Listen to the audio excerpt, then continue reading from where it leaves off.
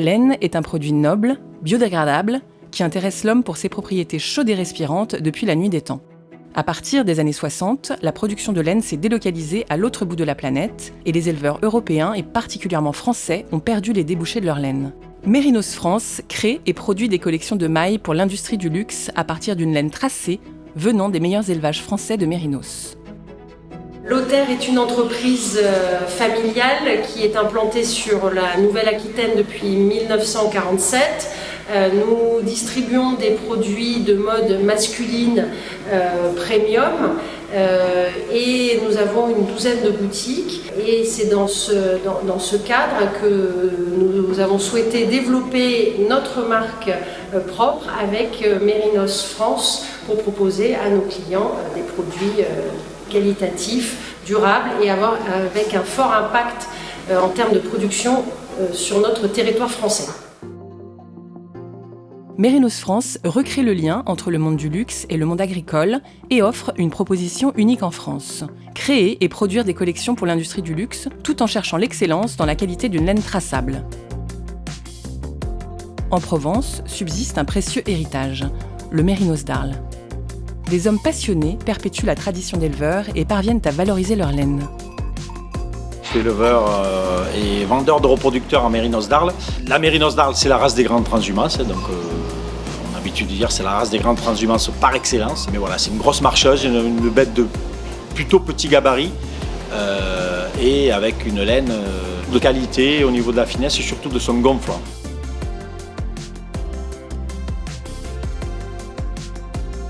Sur place, certains éleveurs ont parfaitement compris la valeur de la laine et sont très attentifs aux conditions de tonte.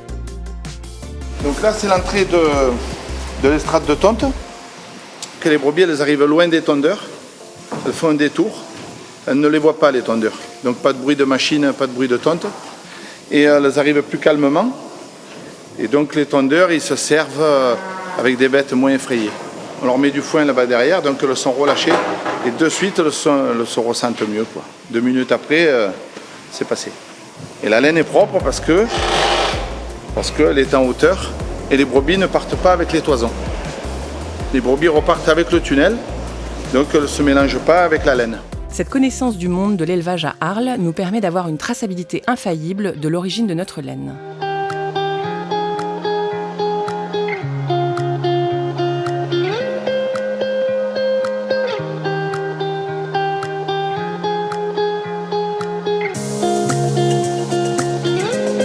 Mérinos France a capté cet air provençal et a convoyé un troupeau de 25 agnelles dans un endroit merveilleux, niché au fond de la vallée de Chevreuse, à Gif-sur-Yvette.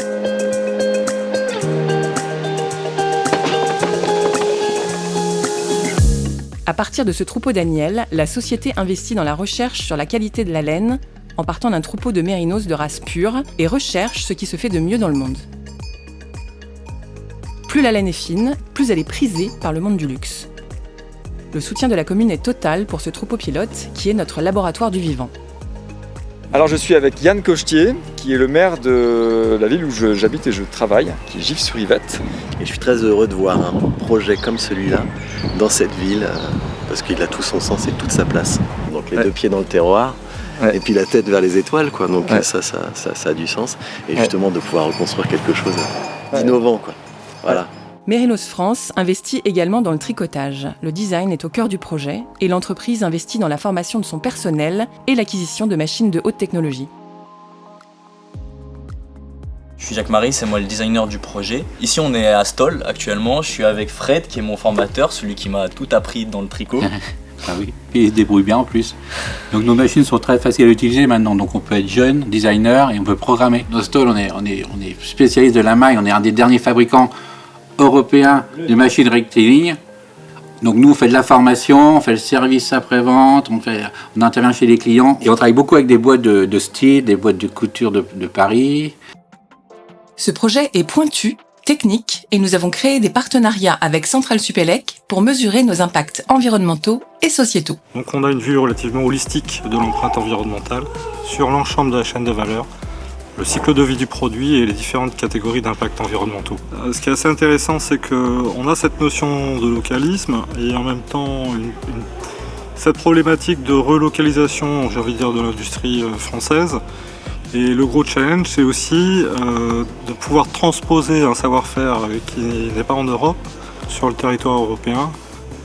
Voilà. Et puis tout ça rentre dans nos considérations environnementales et sociétales qu'on tente à pousser, nous, laboratoire de génie industriel. On travaillait avec Christophe sur l'ensemble d'une chaîne de valeur donc qui va depuis l'élevage des moutons jusqu'à la distribution en magasin et même, pourquoi pas dans le cycle de vie, le recyclage des pulls. Lorsque nous mesurons les impacts dans toute la chaîne de valeur, il ressort que c'est dans l'élevage qu'ils sont les plus importants, en émissions de gaz à effet de serre, mais aussi en fertilisation des sols. L'élevage ovin extensif tel qu'il est pratiqué en France favorise la biodiversité. Dans la phase d'industrialisation, les premières études démontrent qu'un pull fabriqué en France avec une énergie décarbonée émet bien moins de gaz à effet de serre que lorsqu'il est fabriqué en Asie.